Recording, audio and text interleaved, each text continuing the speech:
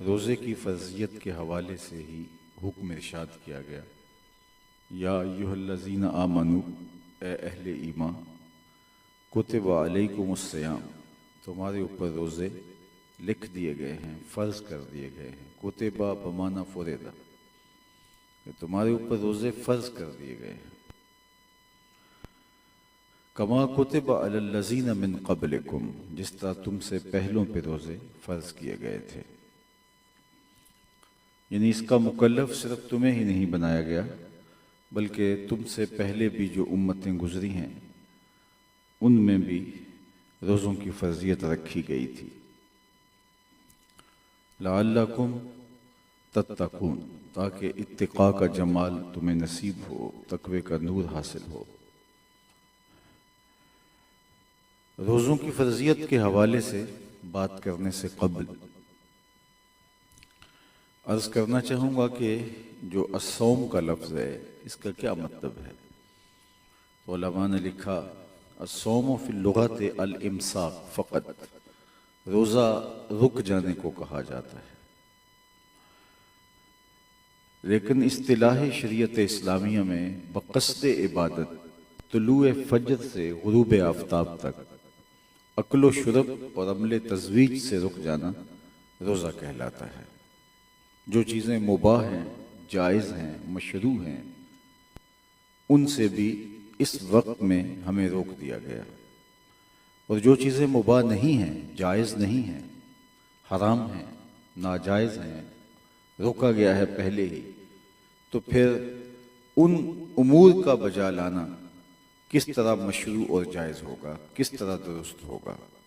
یعنی روزے میں تو ان چیزوں سے بھی روک دیا گیا جو جائز تھیں، جو مشروع تھی، جو مباح تھی، جن کا بجا لانا محمود تھا، اور وہ چیزیں جو مباح نہیں تھی، حرام تھی، جائز نہیں تھی، ناجائز تھیں، محمود نہیں تھی، مذموم تھیں، درست نہیں تھی، نادرست تھیں، تو پھر ان کو کیسے بجا لایا جا سکتا ہے؟ اور اگر کوئی شخص ان تین اعمال سے رک جاتا ہے، اکل و شرب سے اور عمل تزویج سے اور باقی امور سے نہیں رکتا، اور وہ یہ سمجھتا ہے کہ میں نے روزہ رکھ لیا ہے، تو اس نے بھوک اور پیاس کاٹی ہے۔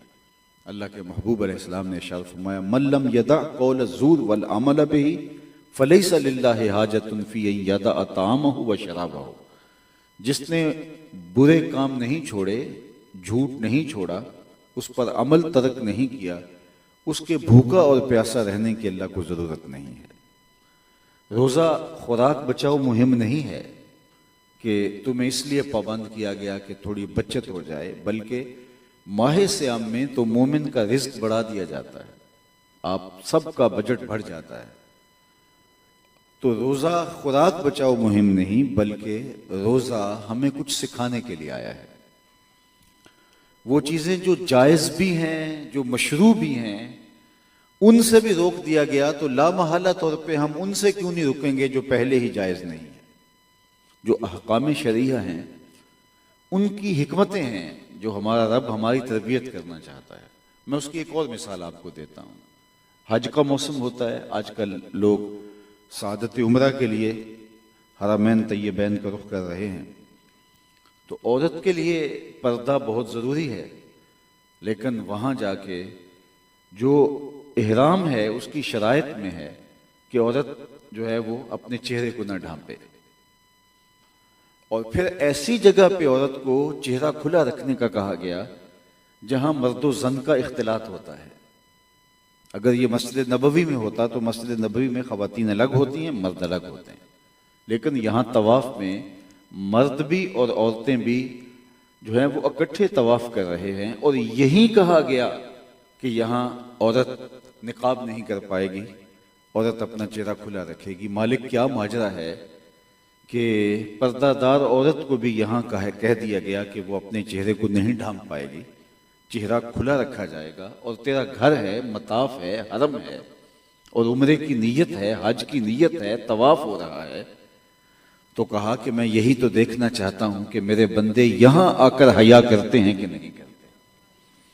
یہ ان کو آزمائش میں ڈالا گیا ہے، امتحان میں ڈالا گیا ہے، تو میرے گھر میں میرے حرم کے سامنے کعبۃ اللہ کی تجلیات کا نزول اور ورود ہو رہا ہے، تو اب اگر کوئی شخص اس امتحان میں کامیاب ہوتا ہے اور وہ اپنی نظر کی حفاظت کر لیتا ہے تو پھر اس کو مشق ہو جاتی ہے نظر کو محفوظ رکھنے کی۔ تو یہ روزہ بھوک اور پیاس اور مشقتیں اور تکلیفیں کاٹنا، تو یہ ہماری مشق کروائی جاتی ہے کہ جب رب کے حکم سے، اس کے کہنے پہ تم حرام سے بھی رک جاؤ گے، تو جو چیزیں جائز سے بھی رک جاؤ گے، تو جو چیزیں پہلے ہی حرام ہیں تو ان سے پھر تم کیوں نہیں رکو گے؟ اور اگر کوئی کہتا ہے کہ نہیں میں تو کھانے پینے سے اور عمل تزویج سے باز آ جاتا ہوں لیکن باقی سب امور بجا لاؤں گا، تو اللہ کے محبوب صلی اللہ علیہ وسلم نے فرمایا اس نے صرف بھوک کاٹی ہے، اس نے صرف پیاس کاٹی ہے۔ مقصد روزہ کو اسی آیت کریمہ کے آخر میں بیان فرمایا گیا، تمہارا رب تمہیں اس بھوک اور پیاس کے ذریعے سے کسی مقصود کے حصول کی طرف لے کے جانا چاہتا ہے، ورنہ ماہ صیام میں تو تمہارا رزق بڑھ جاتا ہے اور پھر مسلسل 15 گھنٹے 20 گھنٹے کم و بیش مختلف جگہوں پہ مختلف اس کے اوقات ہیں، تو اتنا دن اتنا وقت تم بھوک میں رہو اور پیاس میں رہو تو تمہارا رب کیسے گوارا کرے گا؟ وہ تو کئی ماؤں سے زیادہ پیار کرتا ہے، ایک ماں گوارا نہیں کرتی کہ اس کا بیٹا بھوک اور پیاس میں مبتلا ہو، اس کی بیٹی بھوک اور پیاس میں مبتلا ہو۔ ماں تڑپ اٹھتی ہے جب وہ بلکتا ہے بچہ بھوک سے، اور ماں سارے کام چھوڑ کے اس کی غذائی ضرورتوں کو پورا کرتی ہے۔ تو جو مالک 70 ماؤں سے زیادہ پیار کرتا ہے وہ کیسے گوارا کرتا ہے کہ میرا بندہ بھوک بھی کاٹے اور میرا بندہ پیاس بھی کاٹے، اور سارا دن دھوپ میں جلستے ہیں اور زبان خشک ہو جاتی ہے، کانٹا بن جاتی ہے، جسم میں پانی کی مقدار بھی کم ہو جاتی ہے، اور بھوک کی کلفت اور تکلیف الگ ہے، لیکن اس کے باوجود وہ اس مشقت سے گزرتے ہیں۔ تو تمہارا رب یہ کیسے گوارا کر دیتا ہے جبکہ ایک ماں گوارا نہیں کرتی؟ وہ سارے کام کاج چھوڑ کر کے وہ بچے کو دودھ فراہم کرتی ہے، اس کی غذائی ضرورتوں کو پورا کرتی ہے۔ تو اس کو سمجھنے کے لیے دوبارہ ماں کی آغوش میں آنا پڑے گا، سمجھنے کے لیے ماں کے مزاج کو سمجھنا پڑے گا۔ بچہ جس کے لیے ماں دکھ، تکلیفیں، اذیتیں، مصائب، آلام سب کو جھیل لیتی ہے، بلکہ مائیں اپنی اولاد کا پیٹ پالنے کے لیے کسی کے گھر کے میلے برتن بھی صاف کرنے پڑیں تو وہ بھی گریز نہیں کرتی۔ شہر میں آ کر پڑھنے والوں بھول گئے ہو کس کی ماں نے کتنا زیور بیچا ہے۔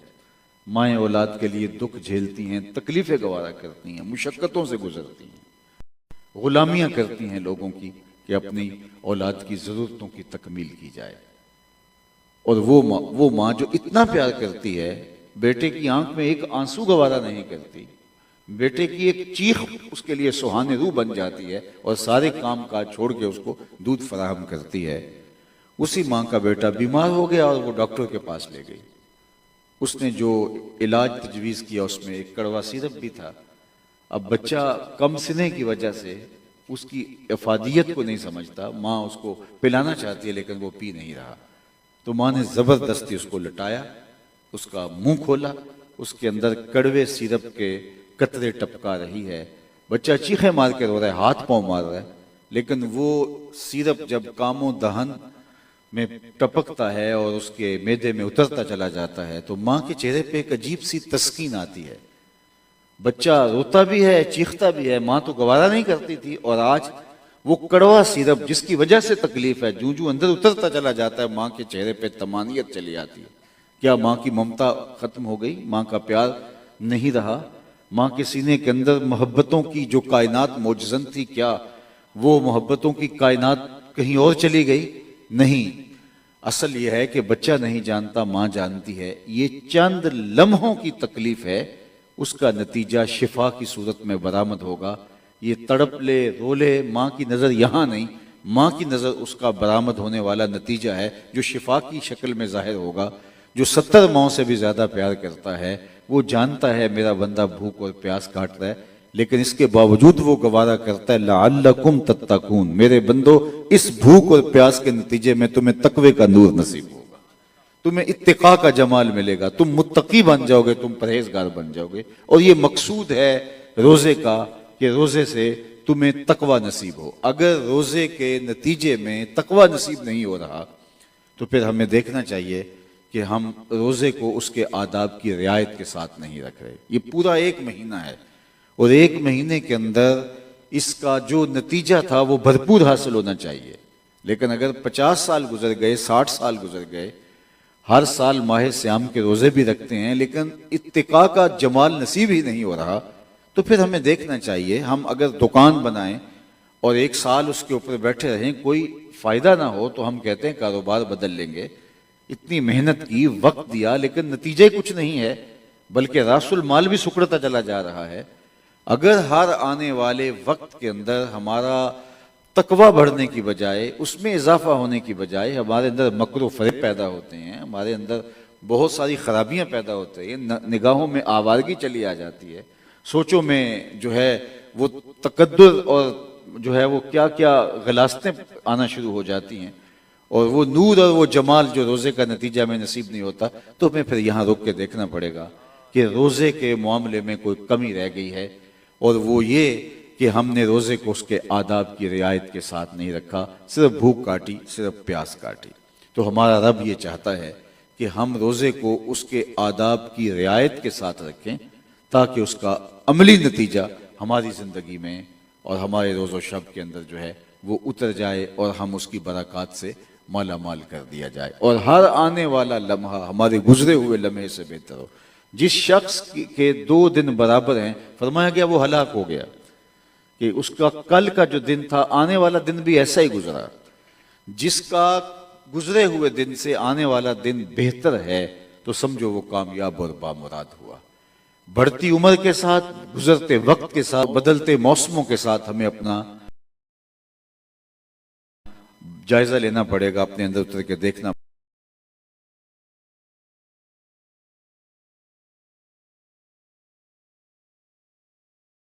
پڑے گا کہ ہم کہاں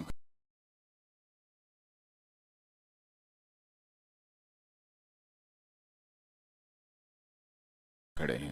تو روزہ ہمارے اندر تقوی پیدا کرتا ہے. روزے کا لازمی نتیجہ یہ ہے کہ روزے سے تو اس نے شہد دیا لیکن درد ختم نہیں ہوا بلکہ اور بڑھ گیا. تو حضور نے فرمایا، دوبارہ آیا تو کہا حضور کچھ فائدہ نہیں ہوا، فرمایا اس کو شہد دو. پھر دوبارہ اس نے کہا کہ حضور پھر شہد دیا ہے لیکن اس کو فائدہ نہیں ہوا. تو آقا کریم نے پھر فرمایا اس کو شہد دو. اور پھر وہ آیا کہ حضور شہد دیا ہے لیکن جو ہے وہ مرض میں اضافہ ہوا ہے، کمی نہیں ہوئی. تو آقا کریم نے فرمایا اس کو شہد دو، اور ساتھ فرمایا کہ تیرے بھائی کا پیٹ جھوٹا ہے، اللہ کا کلام سچا ہے. یعنی اس کی شفا شہد میں رکھی ہوئی ہے. اور جب 4تھی مرتبہ اس کو شہد دیا گیا تو وہ درست ہو گیا. تو علماء نے کہا مقدار مطلوبہ تھی اس کی پوری نہیں ہو رہی تھی. تو جب 4 مرتبہ اس کو شہد دیا گیا تو جو مطلوبہ مقدار تھی، جو صحت کا سبب و ذریعہ بننے والی تھی، وہ پوری ہو گئی. کہا اس کا علاج اسی میں رکھا ہوا ہے، تقوی حاصل روزے سے ہی ہوگا. لیکن ہم نے 50 سال سے روزے رکھے، 40 سال ہو گئے روزے رکھتے ہوئے، تو اس کے باوجود بھی جو ہے وہ اگر ہمیں تقوی نصیب نہیں ہو رہا، روزے سے تقوی کی نہضت نہیں ہوئی، تو پھر ہمیں غور کرنا پڑے گا. اس کا علاج کوئی اور نہیں. اس کا یہ مطلب نہیں ہے کہ روزے سے جو ہے وہ ہمیں تقوی نصیب ہو نہیں سکتا، ہماری کمی ہے. جس طرح فرمایا کہ نماز تمہیں بے حیائی سے روکتی ہے، لیکن نماز کے باوجود بھی اگر بے حیائی جو ہے وہ اس سے ہم باز نہیں آتے، تو پھر ہمیں دیکھنا پڑے گا کہ ہماری نماز میں زکام ہے، وہ نماز ادا نہیں ہو رہی، جس کا لازمی اور ضروری نتیجہ یہ ہے کہ ہم بے حیائی سے عملی نفرت کرنے لگ جائیں. چونکہ جو تقوی ہوتا ہے، جب انسان کے دل، روح اور دماغ کے اندر اور انسان کے مزاج کے اندر راسخ ہو جائے، تو پھر اس کو برائی سے فطری نفرت ہو جاتی ہے اور نیکی کی طرف قلبی رغبت ہو جاتی ہے. تقوی کے بارے میں علماء نے بہت کچھ لکھا ہے کہ تقوی کیا ہے، لیکن سادہ تعریف یہ کی گئی ہے: تمہارا رب تمہیں جہاں نہیں دیکھنا چاہتا تم وہاں نہ پائے جاؤ، اور تمہارا رب جہاں تمہیں دیکھنا چاہتا ہے تم وہاں موجود پائے جاؤ، تو اسے تقوی کہا جاتا ہے. حضرت کعب احبار سے پوچھا گیا تقوی کیا ہے، تو آپ نے فرمایا کہ کبھی ایسی وادی سے گزرے ہو جہاں خاردار جھاڑیاں ہوں؟ کہا جی کئی بار گزر ہوا ہے. فرمایا پھر کیسے گزرے؟ کہا اپنے کپڑے سمیٹ لیے. جھاڑیوں سے گزر رہا ہوں اور جھاڑیاں بھی کانٹے دار ہیں، تو کوئی جو ہے وہ کانٹا میرے دامن سے الجھ نہ جائے اور میرا لباس تار تار نہ ہو جائے، تو ہم تو سمیٹ کر کے کپڑے بڑی احتیاط سے گزر گئے۔ کالا فضا کا تقوی، کہا تقوی بھی یہی ہے، دنیا میں اس طرح رہو اور اس طرح دنیا سے گزرو کہ تمہارا دامن جو ہے وہ داغدار نہ ہونے پائے۔ اور صوفیہ فرماتے ہیں دنیا میں ایسے رہو جس طرح کشتی پانی میں رہتی ہے، پانی میں رہنے کے باوجود بھی پانی کو اپنے اندر نہیں آنے دیتی۔ کشتی پانی میں رہے تو خیر ہے، لیکن اگر پانی کشتی میں آ جائے تو کشتی کو لے ڈوبے گا۔ کہا تم دنیا میں رہو، دنیا تمہارے اندر نہ رہے۔ ابو نعیم الاصفہانی علیہ رحمہ 4 صدی کے مجدد اور محدث بھی ہیں، انہوں نے بڑی خوبصورت یہاں بات لکھی، من نظر الی الدنیا نظر الحب اخرج اللہ تعالی من قلبہ نور الیقین والزہد۔ جس نے دنیا کو محبت کا مرکز بنا لیا تو کہا کہ اس کی جو کم از کم سزا اس کو ملتی ہے، اللہ اس کے دل سے تقوی کے نور کو کھینچ لیتا ہے۔ اتقاء کا نور اس کو نصیب نہیں ہوتا کیونکہ اس نے مطمع نظر دنیا کو بنا لیا ہے۔ ہمارا دین ہمیں دنیا سے لا تعلقی کا درس ہمیں نہیں دیتا، بلکہ سادہ لفظوں میں یوں کہوں کہ ہمارا دین ہمیں ترک دنیا کا درس نہیں دیتا، غرق دنیا سے بچنے کا درس دیتا ہے۔ ہم تارک دنیا نہ ہو۔ اللہ کے محبوب کی خدمت میں ایک صاحب آئے اور وہ بہت زیادہ بیمار تھے، بلکہ حدیث پاک میں مبالغے کے طور پہ ان کی بیماری کو بیان کیا ہے کہ چوزے کی طرح کمزور تھے۔ تو جب حضور علیہ السلام نے ان کو اس حالت میں دیکھا تو فرمایا تم نے اللہ سے کوئی دعا کی تھی؟ کہا جی حضور میں نے ایک دعا کی تھی، شاید وہ قبول ہو گئی اور اس وجہ سے آپ دیکھ رہے ہیں کہ میری حالت یہ ہے۔ کیا دعا کی تھی؟ میں نے عرض کی مالک آخرت کے حصے کے دکھ بھی دنیا میں ڈال دے تاکہ میری آخرت صاف ہو جائے، میں یہیں بھگت جاؤں، یہیں گزارا کر جاؤں، یہیں میرے سارے معاملے نپٹ جائیں۔ تو میں اللہ سے یہ دعا مانگی تھی اور بہت ساری بیماریاں، پریشانیاں، مصیبتیں، آلام انہوں نے مجھے گھیر لیا اور مجھے توڑ کے رکھ دیا، اور میری یہ حالت جو آپ کے سامنے ہے شاید اس دعا کی قبولیت کی وجہ سے ہے۔ تو بظاہر تو بہت اچھی بات لگ رہی ہے کہ انہوں نے آخرت بچا لی، دنیا کی زندگی تو کٹ ہی جائے گی۔ وہ میر تقی میر نے کہا تھا وہ ریشموں کا مخاب میں سرمست ہیں، تو کیا ہوا، رات اس کی بھی کٹ گئی جو کہ اور تھا۔ برہنہ بدن تھا، کڑکتی سردی تھی اور اس کے بدن پہ لباس بھی پورا نہیں تھا، اور بخار سے جسم تپ بھی رہا تھا اور کوئی اس کو ریت پہ پھینک گیا۔ سردیوں کی لمبی رات بھی تو کہتے ہیں کہ آخر کٹ ہی جائے گی، جتنی بھی طویل کیوں نہ ہو، زندگی جتنی بھی دکھوں سے بھری ہو گزری جائے گی نا، وہ تو آخرت کی زندگی ہے جو نہیں ختم ہونے والی۔ تو بظاہر تو ایسا لگتا ہے کہ اس نے اپنی آخرت بچا لی، دنیا تو کٹ ہی جائے گی، لیکن حضور اس کی اس بات پہ خوش نہیں ہوئے۔ جب اس نے کہا کہ میں نے دعا کی ہے کہ مالک آخرت تو میری، دنیا تو گزری جائے گی، جو تکلیفیں ہیں یہاں دنیا میں بھیج دے اور آخرت میری صاف ہو، تو حضور خوش نہیں ہوئے، بلکہ فرمایا تو نے یہ کیوں کہا کہ آخرت کے حصے کے دکھ بھی دنیا پہ آ جائیں؟ تو نے یہ کیوں نہیں کہا ربنا آتنا فی الدنیا حسنۃ وفی الآخرۃ حسنہ، اللہ یہ جہاں بھی بہتر کر دے، وہ جہاں بھی بہتر کر دے۔ تو مومن یہ زندگی گزارنے آیا ہے پاکیزہ اچھی زندگی، لیکن اگر وہ آخرت کو ترجیح نہ رکھے تو پھر خرابی ہے۔ مومن کی شان بیان کی گئی ہے اور اللہ تعالیٰ جل شانہ ہمیں یہ مزاج دیا، بل تؤثرون الحیات الدنیا والآخرۃ خیر وابقی۔ تمہارا عمومی مزاج کیا ہے جس کی قرآن نے نفی کی ہے کہ تم دنیا کی زندگی کو ترجیح دیتے ہو، یعنی ایک طرف دنیا ہے ایک طرف آخرت ہے، تمہاری ترجیح آخرت نہیں ہوگی، تمہاری ترجیح دنیا ہوگی۔ یہ غافل انسان کی زندگی ہے۔ اور فرمایا والآخرۃ خیر وابقی، اور آخرت بہتر بھی ہے اور دائمی بھی ہے۔ بہتر کتنی اور دائمی کتنی، صرف 2 مثالیں عرض کروں گا۔ بہتر اتنی کہ اللہ کے محبوب نے فرمایا کہ اگر جنت میں کسی کو ایک کوڑا رکھنے کی جگہ مل جائے، ایک عصا رکھنے کی جگہ مل جائے، دنیا و ما فیہا سے زیادہ قیمتی ہے۔ 7 بر اعظموں پہ پھیلی ہوئی کائنات ایک طرف، اور وہاں جنت کی پراپرٹی ویلیو اللہ کے محبوب نے بیان فرمائی۔ مختلف جگہوں کی مختلف پراپرٹی ویلیو ہوتی ہے۔ دور دیہات کے اندر آپ جو ہے وہ ایک مربع بھی فروخت کرے، 25 ایکڑ کا ایک مربع ہوتا ہے، تو ہو سکتا ہے کہ آپ کی سوسائٹی کے اندر 1 کنال کا ایک پلاٹ نہ آئے۔ جگہ تو زمین ہی ہے، لیکن محل وقوع کے اعتبار سے اس کی پراپرٹی ویلیو الگ ہے۔ اور اللہ کے محبوب جنت کی پراپرٹی ویلیو بتا رہے ہیں کہ 7 بر اعظموں پہ پھیلی ہوئی کائنات، سمندروں کی تہوں میں چھپے ہوئے خزانے، مالیاتی اداروں کے پاس پڑا ہوا سرمایہ، لوگوں کے پاس دولت کے انبار، زمین کی کوکھ میں چھپے ہوئے خزانے، یہ سب کچھ جمع کر دیے جائیں اور ایک پلے میں ڈال دیے جائیں اور جنت میں ایک کوڑا رکھنے کی جگہ مل جائے تو فرمایا یہ جگہ پھر بھی قیمتی ہے. یہ جنت کی پراپرٹی ویلیو ہے. اور جنت میں سب سے کم جگہ کس کو ملے گی؟ حدیث پاک میں آتا ہے سب سے کم اس شخص کو ملے گی جو سب سے آخر میں جنت میں جائے گا. اور ظاہر اس کی بنتی ہے جو سب سے آخر میں جنت میں جائے گا جہنم کے رگڑے سہ سہ کے تکلیفیں سہ. بلکہ ایک حدیث میں آتا ہے حضور فرمایا میں اس شخص کا نام بھی جانتا ہوں جو سب سے آخر میں جنت میں جائے گا اور سب سے آخر میں جہنم سے نکالا جائے گا. جب اللہ کے حضور پیش ہوگا تو اللہ تعالیٰ اسے فرمائے گا کہ بتا تجھے کیا چاہیے. تو وہ کہے گا مالک مجھے یہ دے دے. اللہ فرمائے گا لکا ما تمنیتا جو تو نے آرزو کی جا تجھے عطا کر دیا.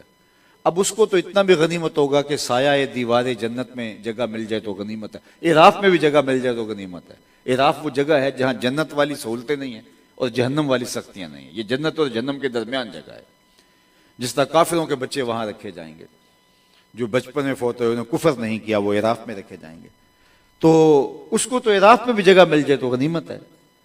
لیکن اللہ جل شان اس کو فرمائے گا اب تو جنت میں چلا جا اور تیرے لیے جنت میں اس دنیا سے 10 گنا جگہ ہے.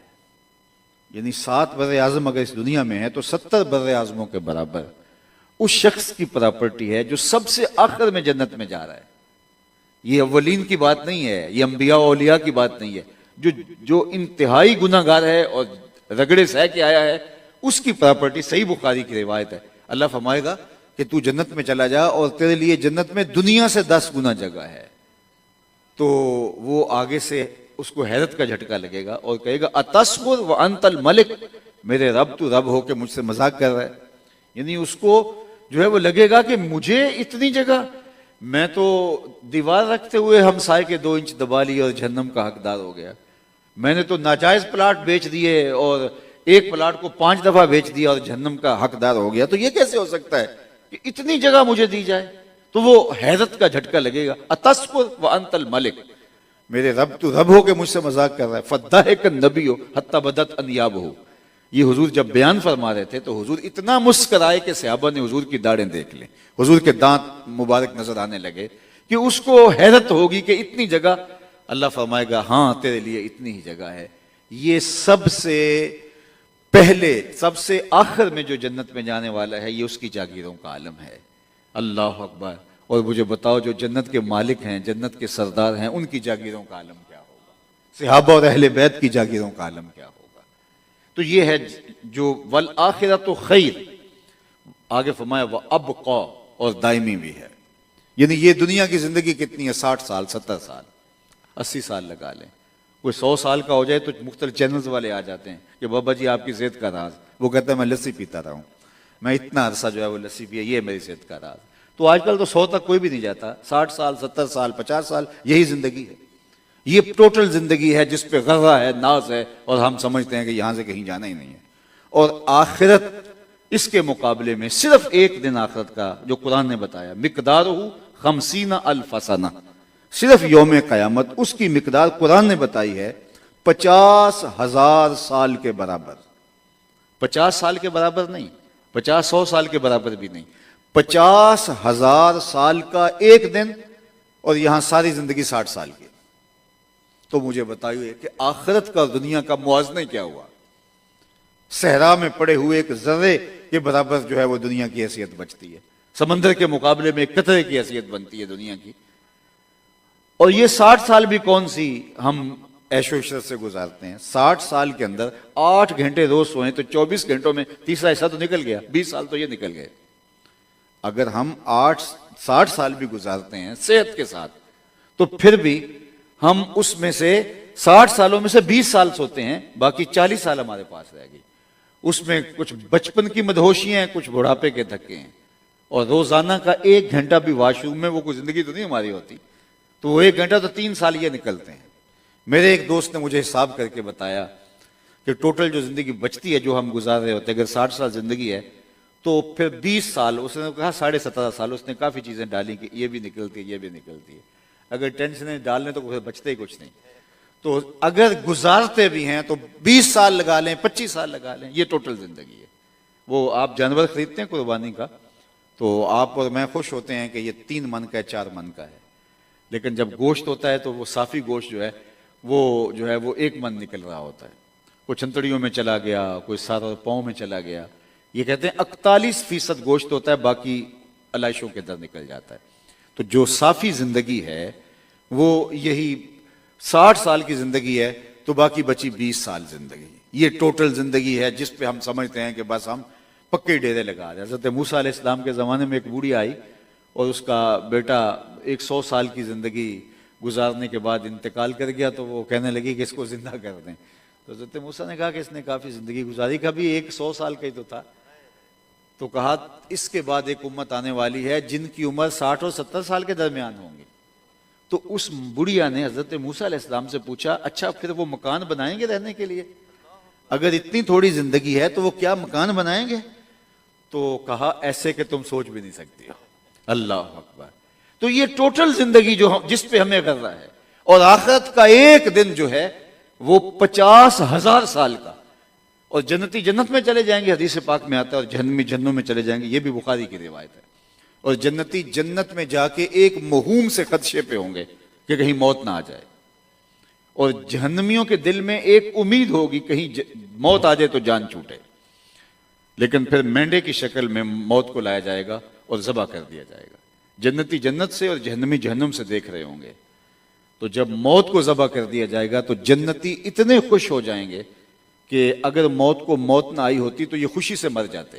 اور جہنمی اتنے دکھی ہوں گے جب موت کو مرتا ہوا دیکھیں گے کہ اب تو جان بھی نہیں چھوٹے گی، تو وہ اتنے دکھی ہوں گے اگر موت کو موت نہ آئی ہوتی تو وہ صدمے سے مر جاتے.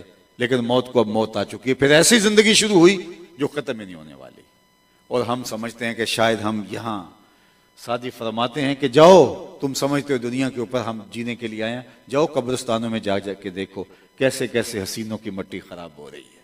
جو اپنے آپ کو ناگزیر سمجھتے تھے، وہ سمجھتے تھے کہ دنیا کا پہیہ ہمارے ساتھ گھومتا ہے، اس کائنات کا نظم ہم چلا رہے ہیں. لیکن آج ان کے کفن بھی تار تار ہو گئے. تو مجھے اور آپ کو اپنی اس مختصر زندگی کو، والآخرۃ خیر وابقیٰ، جو آخرت کی زندگی ہے، فرمایا وہ بہتر بھی ہے اور دائمی بھی ہے. اس لیے خوش نصیب وہ ہیں جو اپنے معاد کو، اپنی آخرت کو، اپنے معال کار کو سنوارتے ہیں. خندق کھودتے صحابہ پر جب حضور کو پیار آیا اور حضور کا اتنا دل ان پر کو دعا دینے کے لیے آیا تو کیا دعا دی؟ اللہم ان العیش عیش الاخرہ فاغفر للانصار والمہاجرہ.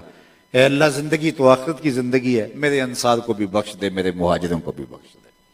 تو خوش نصیب ہیں وہ لوگ جو اسلام نے کتنا خوبصورت نظام ہمیں دیا ہے. نمازوں کا نظام ہے، حج کا نظام ہے، یہ روزے کا نظام ہے. روزے میں ہم اللہ سے کتنے نیڑے ہو جاتے ہیں، کتنے قریب ہو جاتے ہیں. اور جنت کے دروازے کھول دیے جاتے ہیں، جہنم کا دروازہ بند کر دیا جاتا ہے. سارے دروازے جہنم کے بند کر دیے جاتے ہیں. وسلسلۃ الشیاطین، شیاطین جکڑ دیے جاتے ہیں. ہم جب ماہ سیام کے اندر بھی جو نیکی کی طرف آتے ہیں تو یہ شیطان کے بند جانے کی وجہ سے ہوتا ہے. لیکن اس کے باوجود بھی گرانی ہوتی ہے، اس کے باوجود کی وجہ سے جھوٹ کا بازار گرم ہوتا ہے، بہت ساری برائیاں ہوتی ہیں. یہ نفس کے موجود ہونے کی وجہ سے. شیطان تو بن جاتا ہے لیکن نفس تو ہمارے ساتھ جڑا ہے. نفس پلیت پلیت چکیتا اسی اصل پلیت تنا سے. اس نفس نے ہمیں عادی بنا دیا ہوا ہے گناہوں کا. اور اس نفس کی تہذیب بھوک سے ہوگی. بھوک سے کیسے ہوگی؟ اللہ کے محبوب صلی اللہ علیہ وسلم نے فرمایا یا معاشر الشباب من استطاع منکم الباء فلیتزوج فإنه اغض للبصر واحسن للفرج فمن لم يستطع فعليه بالصوم فإنه له وجاء. اے جوانوں کے گروہ، اگر تم میں سے کوئی نکاح کر سکتا ہے تو تاخیر نہ کرے، چونکہ یہ نظر کا بھی محافظ ہے اور پارسائی کا بھی محافظ ہے. اور اگر تم میں سے کسی کو سرے دست نکاح کرنے کی جو ہے وہ اہلیت نہیں ہے، مالی پریشانیاں ہیں، مصائب ہیں، نکاح نہیں کر پا رہا، تو وہ کثرت کے ساتھ روزے رکھے. اس لیے کہ روزے فرمایا قاطع شہوات ہیں. شہوات نفسانیہ کو جو بھوک کنٹرول کرتی ہے وہ کوئی اور دوسری شے کنٹرول کرنے والی نہیں ہے. اللہ اکبر. حضرت شیخ فرید الدین عطار نے یہاں قلم توڑ دیا.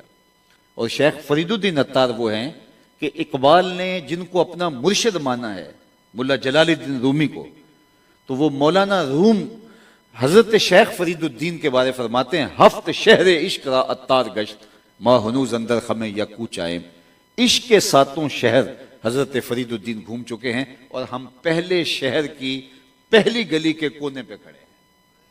تصوف کا اتنا رفیع المرتبت شخص، وہ فرماتے ہیں نفس نتواں کشت اللہ باس چیز، نفس نہیں مرتا، لیکن 3 ہتھیار اگر تمہارے پاس ہوں تو پھر اس کو کنٹرول میں کیا جا سکتا ہے۔ باتو گوئم یادگیرش اے عزیز، میں تجھے بتا دیتا ہوں اگر تم یاد کرنا چاہتے ہو۔ فرمایا کہ میں تمہیں بتا دیتا ہوں۔ سب سے پہلا خنجر خاموشی ہو شمشیر جو، نیزائے تنہائی و ترک ہجو، خاموشی کا خنجر، بھوک کی تلوار اور تنہائی کا نیزہ۔ کہا کہ اگر یہ 3 تیرے پاس موجود ہوں پھر نفس کو کنٹرول اور قابو کیا جا سکتا ہے، اور روزے میں رمضان میں یہ 3 چیزیں ہمیں حاصل ہوتی ہیں۔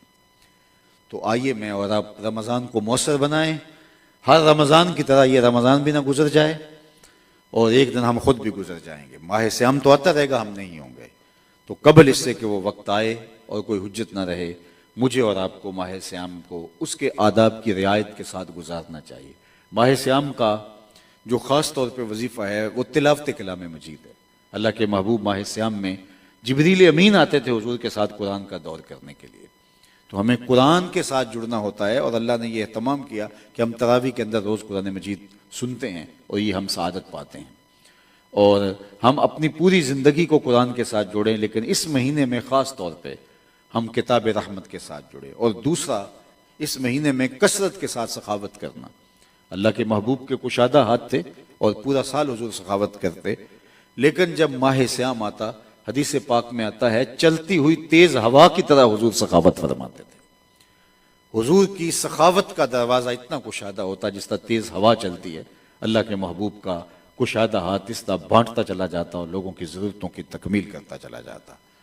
تو میں اللہ کی بارگاہ میں دعا گو ہوں کہ ہمیں ماہ سیام کی برکتوں کے ساتھ مالا مال فرمائے، اور ہمیں اس ماہ مبارک کے اندر آداب کی رعایت کے ساتھ روزے رکھنے کی، اور کتاب رحمت قرآن مجید کی رات کی تنہائیوں میں اور دن کے اجالوں کے اندر قرآن پڑھنے کی، اور کثرت خیرات اور صدقات کے ذریعے اللہ کی قربت کی راہیں حاصل کرنے کی توفیق عطا فرمائے۔